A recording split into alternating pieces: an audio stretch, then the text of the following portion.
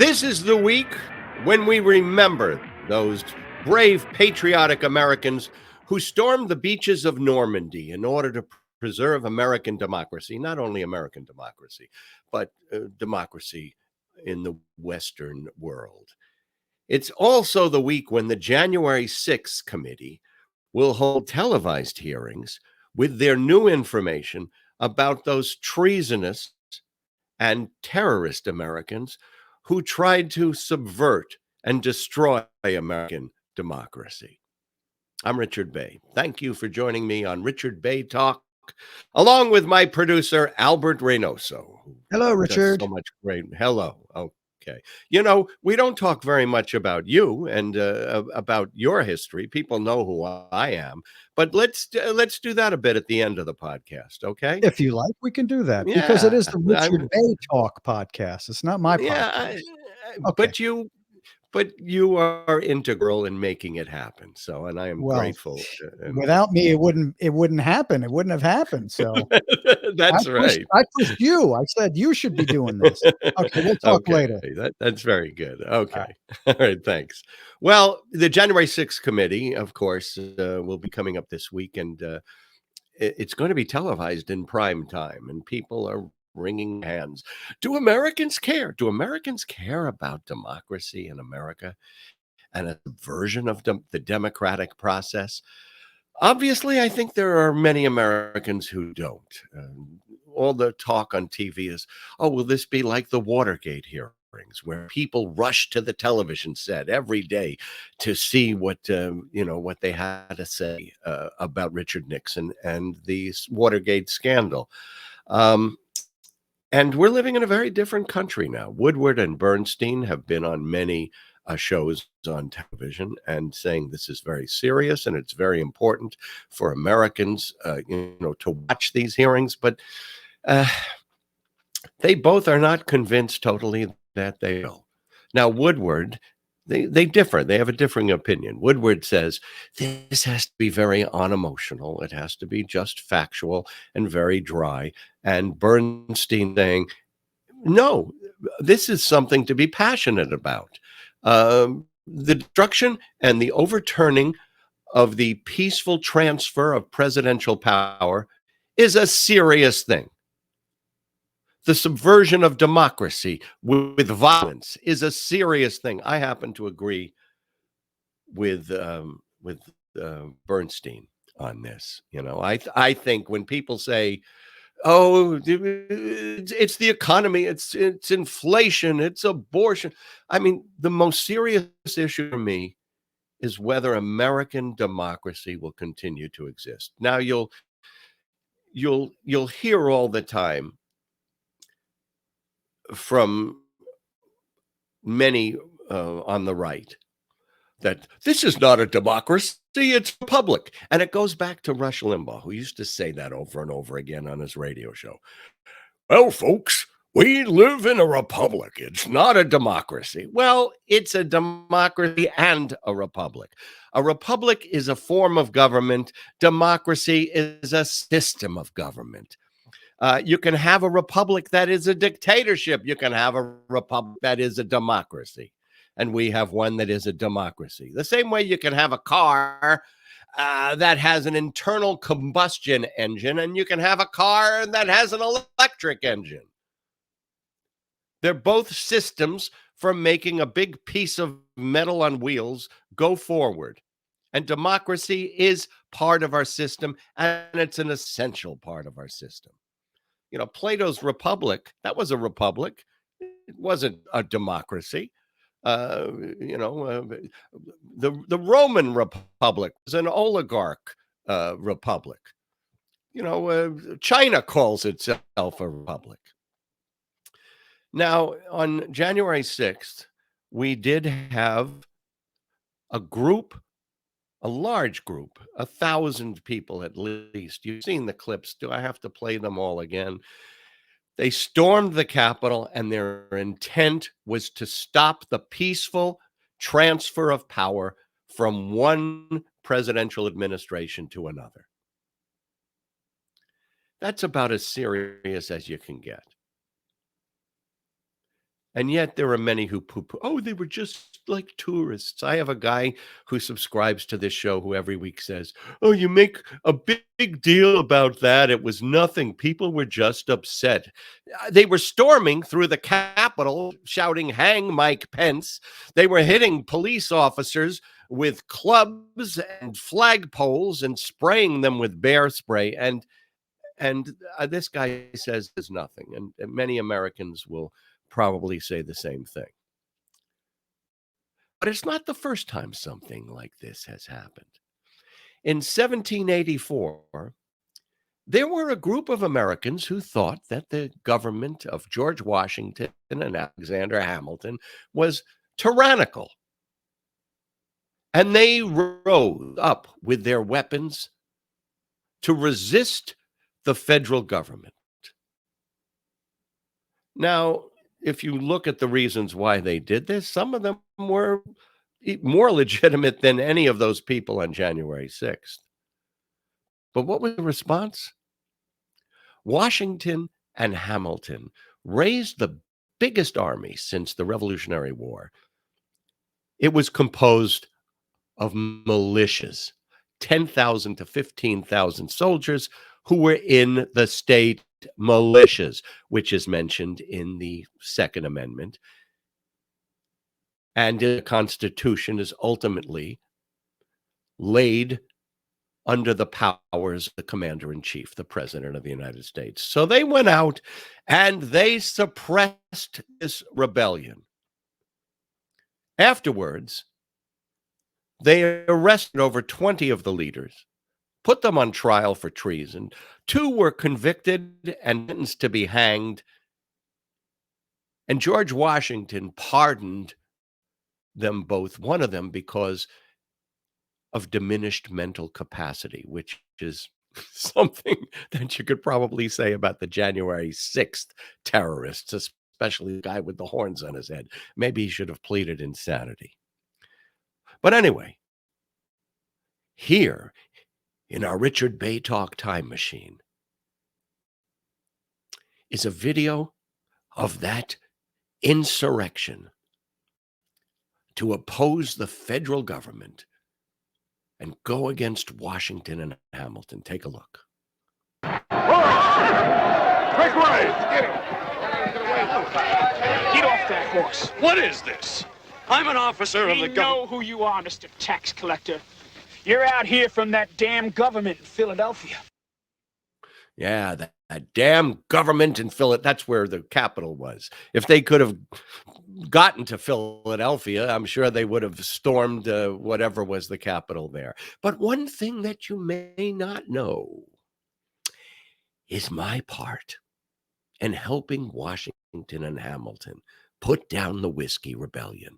And if your curiosity is piqued,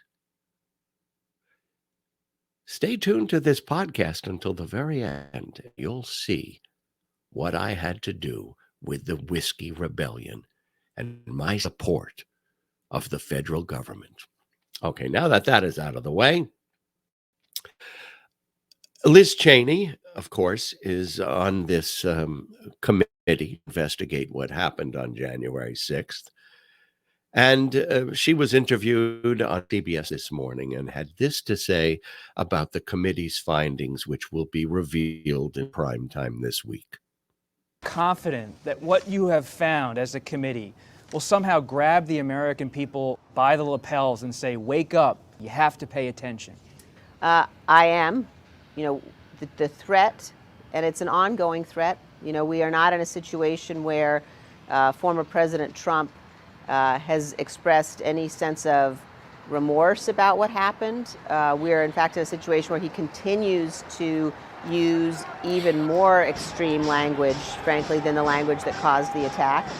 And so people must pay attention. People must watch, and they must understand how easily our democratic system can unravel if we don't defend it. Well, what's made you more concerned? Well, I think the extent, the expanse, how broad this multi-pronged effort was. Was it a conspiracy? I think certainly, I mean, look, if you look at the court filings, Do you believe it was a conspiracy? I do. It is extremely broad. It's extremely well organized. It's really chilling. Extremely broad, well organized, a conspiracy that's really chilling. But will Americans care?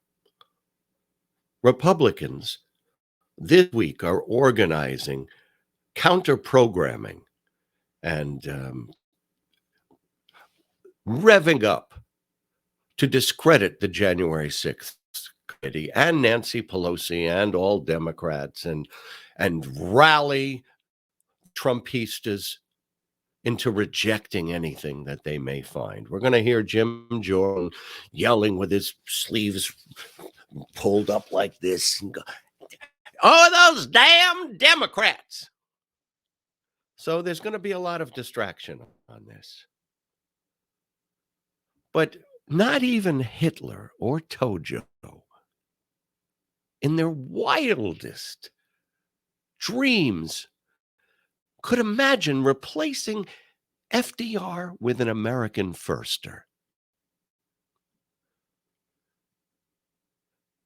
And yet these people wanted to subvert the American process of government to replace the elected president with the man that they idolized, Donald J. Trump. Think about that. Rob Reiner had a tweet a few weeks ago where he said, "A vote for Republicans is a vote against democracy." Well, not all Republicans, of course. There are some people who recognize the legitimacy of our process and the legitimacy of this president. But we have all across the country Republicans who have gone out specifically to find candidates who discredit our process and will continue to discredit them and place them on the ballot. Now, it's not only what happened on January 6th, it's what's happening in states around the country. Now, when I first came to Florida, there was a state amendment on the ballot to the state constitution. It was a referendum with a people vote. And 63% of us voted that gerrymandering in our state of Florida should not be done on a partisan basis. So the legislature came up with a redistricting plan, and the governor said, "Oh, no, that's not good enough.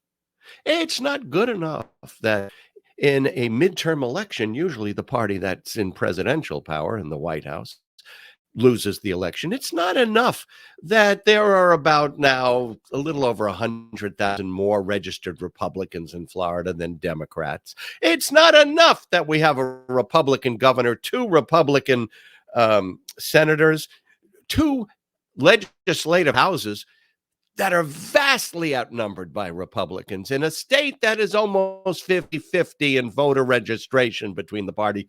That's not enough. Governor DeSantis took that redistricting map away from the legislature and created his own. One that analysts say will create an election system that gives Republicans 71% of the representatives elected in the next election, and one that takes away representation in at least one, if not 2, districts from African Americans. So do Republicans care about democracy? I would say no. Oh, yes, the Democrats have tried to do the same thing. They didn't have a referendum and an amendment to the state constitution that prohibited it. And those states that were most egregious in redistricting so that Democrats would increase their representation: New York, Maryland. In both those cases, democratically appointed judges threw out those maps and said, go back and create something that's more fair. Got it? Those were both judges who were appointed by Democrats, and they said no to egregious and extreme partisan gerrymandering. Whereas in Florida, our state Supreme Court has 7 members, every single one of them appointed by a Republican, and half of them appointed by Governor DeSantis, who made up his own partisan gerrymandered map in violation of the state constitution and the will of the people who went to the polls to vote for nonpartisan gerrymandering. So it's not only on the steps of the Capitol on January 6th that democracy is under assault. And maybe you'll just repeat Rush Limbaugh's line. Oh, it's a Republican. It's not a democracy. It's a Listen, England and Canada, they are democracies, but they're not republics. They're constitutional monarchies. As I've said, in this country, democracy is the system that creates a Republican form of representative government, and it's under assault. And there is nothing in my mind that's more serious in terms of looking forward to the future for our country. All right, now you've also heard, last week I played the clip of Mo Brooks, who was out there yelling and screaming and telling the people gathered first peacefully to go kick ass and to march to the Capitol. And it was his exhortation that the Second Amendment gives us the right to bear arms so we can overthrow a tyrannical government. Of course, it doesn't say anything about that in the Constitution. Au contraire, it says that the state militias, which are attached to that Second Amendment, are there to enforce the laws and repel foreign invasions. And that ultimately, those militias are under the direction of the president. How can you overthrow a tyrannical government if that government is in control of the militias? As Eisenhower did when he nationalized federalized the National Guard in those southern states, put them under his direction because those Southerners thought it was tyrannical that the federal government wanted to desegregate schools. Remember, they thought we had a tyrannical government. The rallying cry was states' rights. How dare those elites in Washington tell us what to do? Well, it's in the frickin' Constitution. And desegregation was the law since Brown v. Board. And the other part of this is, if you have guns to overthrow a tyrannical government, who gets to decide when it's a tyrannical government? Somebody like Timothy McVeigh? Somebody like the guy at Ruby Ridge? They thought the Clinton administration was a tyrannical government and Janet Reno was a tyrant. So McVeigh blew up the Murrow federal building, killing people in Oklahoma City, including scores of innocent children. I mean, this guy that was just arrested this week, Douglas Uday, on his Facebook site, you'll see all these memes of Hillary Clinton calling her a bitch and Donald Trump and how great he is and how he's the greatest president. Go look at it online. I was going to bring it all up here, but it's disgusting. And this guy went and killed a judge, and had a list of people that he wanted to assassinate, including Gretchen Whitmer, the governor of Michigan, Evers, who is the governor of Wisconsin, and Mitch McConnell is on the list too. So people always say, oh, it's a bipartisan list. Well, Trump and Mitch McConnell don't exactly have a mutual admiration society. Let's just put it that way. But he thought the government was tyrannical. Or what about, and this is one that's completely under the radar. Maybe you missed the fact that Stephen Carrillo was sentenced to 41 years in prison for the assassination of a federal officer in Oakland. You may go back and remember this. It happened during the George Floyd demonstrations, and then, of course, the anarchist riots that took place afterwards. Well, Carrillo was part of a group called the Boogaloo Boys, who thought we had a tyrannical government. They're a right-wing extremist organization. And he went out and modified a semi-automatic rifle with a kit that he bought from West Virginia to make it a machine gun, and he machine gunned down a federal officer. The person that sold it over the mail has also been charged, as well as 4 of his Boogaloo compatriots.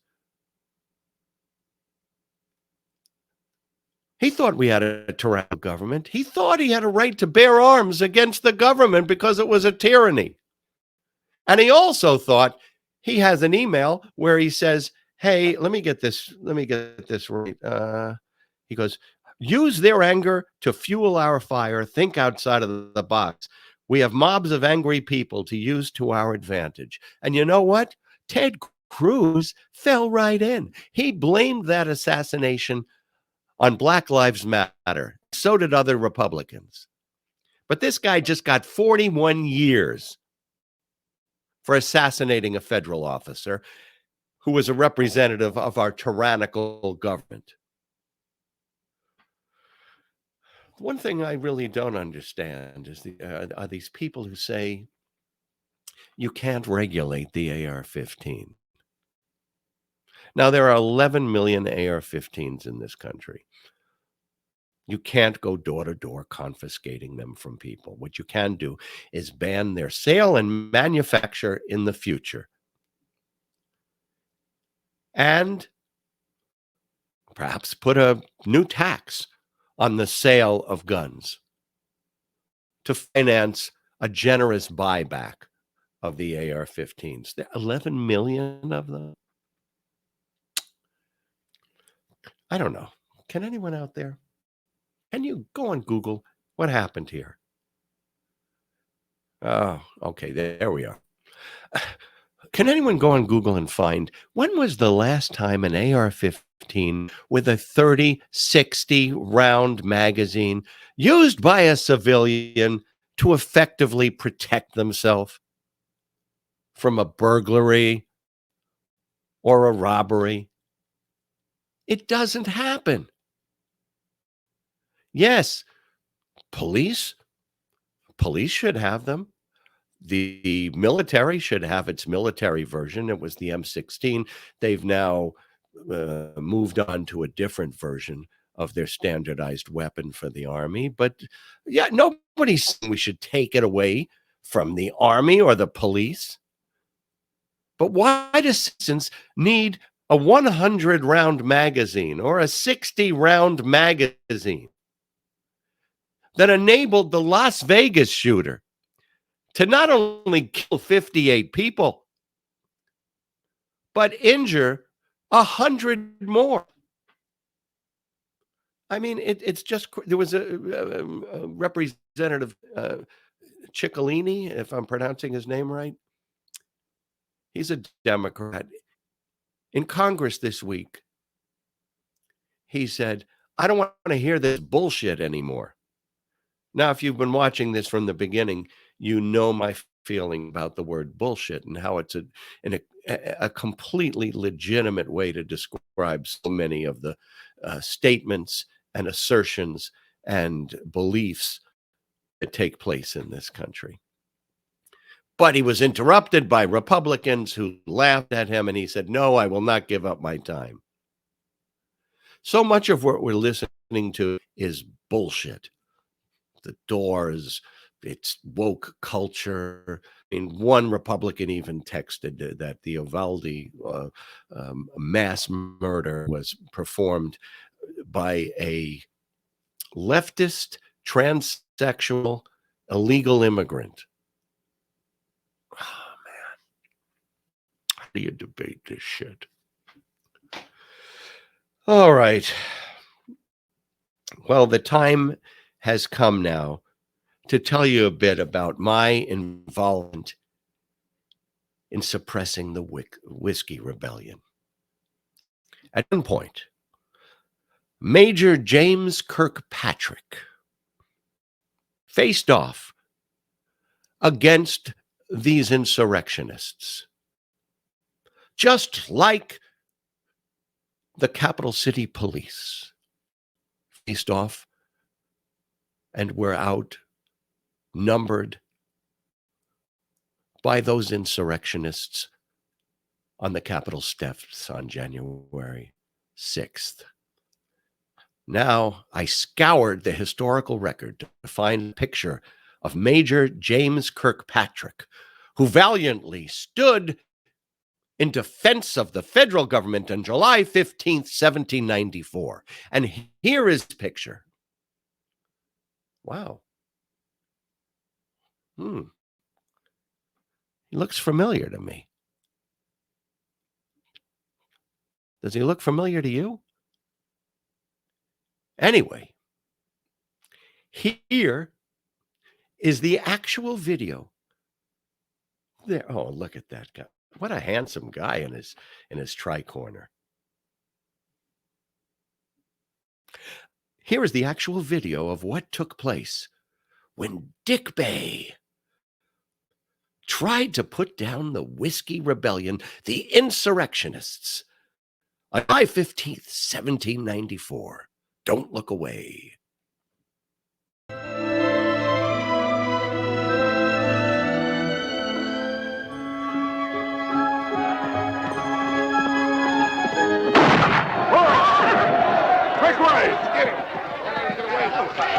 Get off that horse. What is this?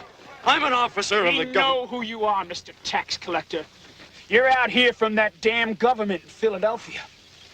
Well, you've picked the pocket of the last farmer in these parts. Bradford, you can't go against the law. He's an agent of that devil Hamilton, and he's going against our law, the law of survival. We work from dark to dark around here, mister. And when we harvest our wheat and rye, there ain't no way we can get it back across those mountains for cash, less than we turn it into rye whiskey first.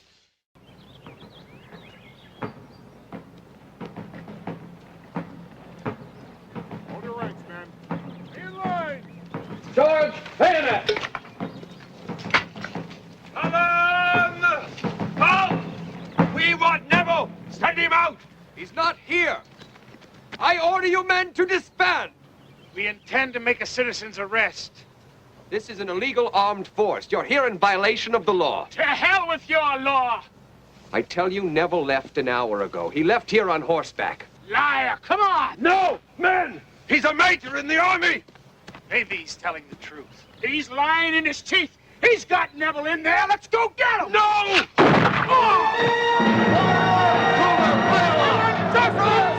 Make ready! Hold your ranks, man! Fire!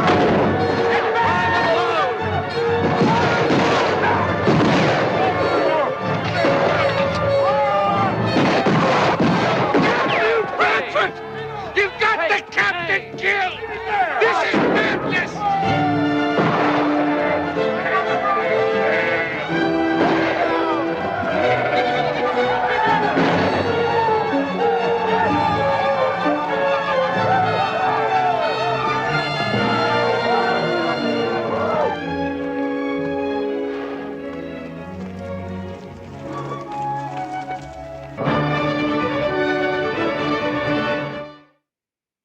What an incredible day that was. I did my bit for my country, but I have to tell you, I've lived with the trauma of the violence on that day for years, just as the Capitol Police have done and expressed in their testimony to Congress.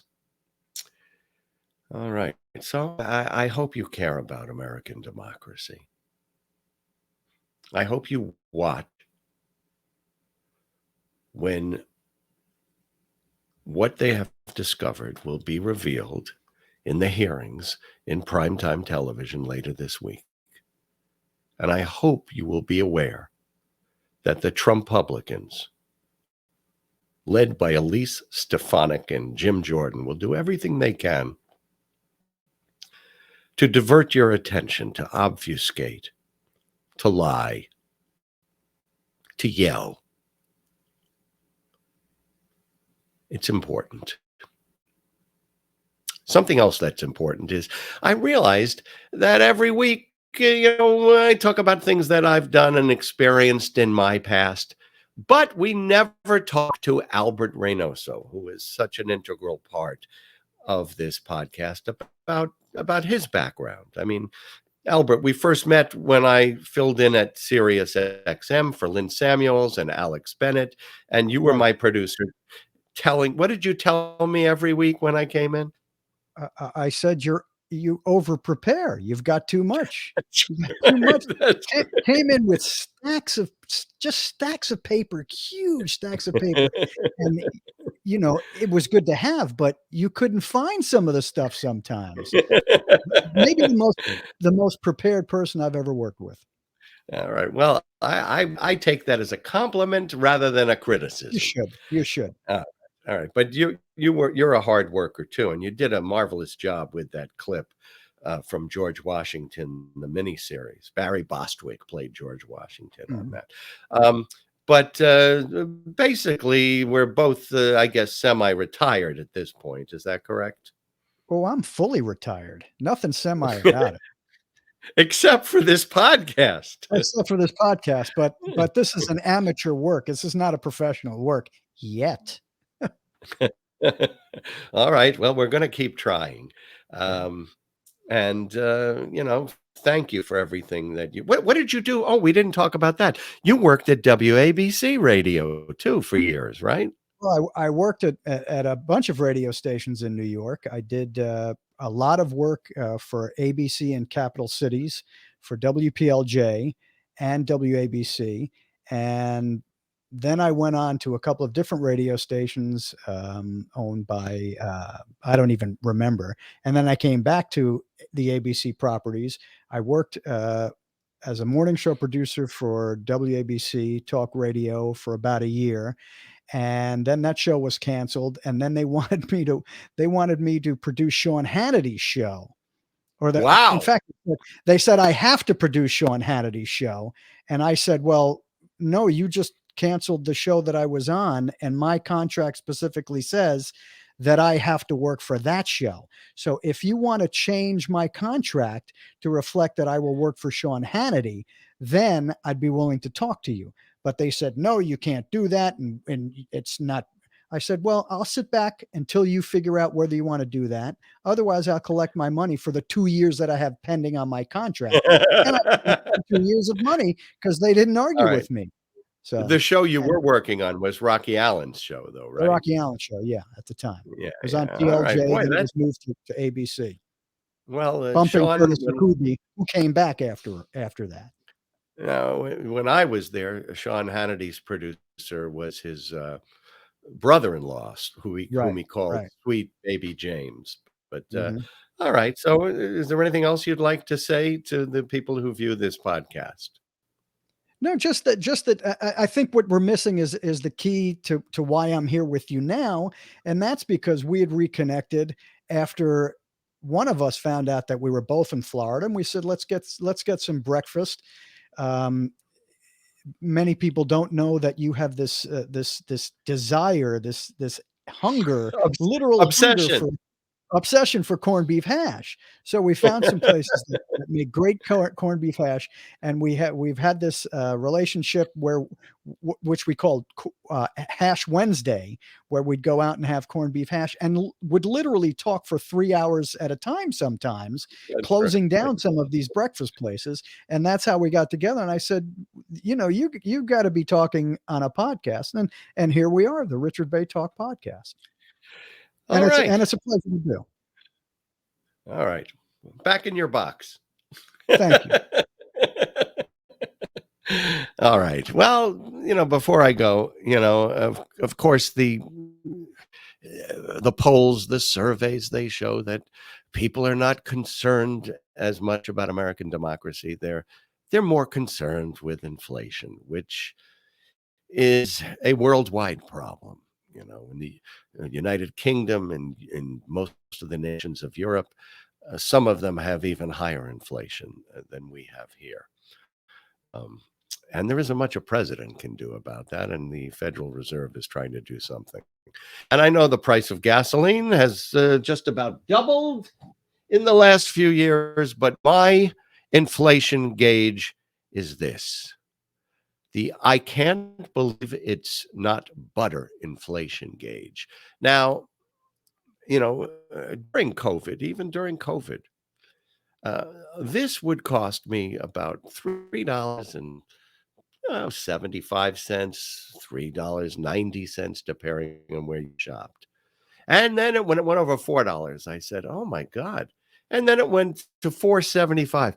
It is now officially over $5 a little container. And the reason Albert talked about my obsession with corned beef hash. Well, I have an obsession with popcorn. I love popcorn in the movie theater. I love popcorn when I'm watching movies at home. And this has 0 calories. I know it's full of chemicals and whatever, but it tastes great on popcorn.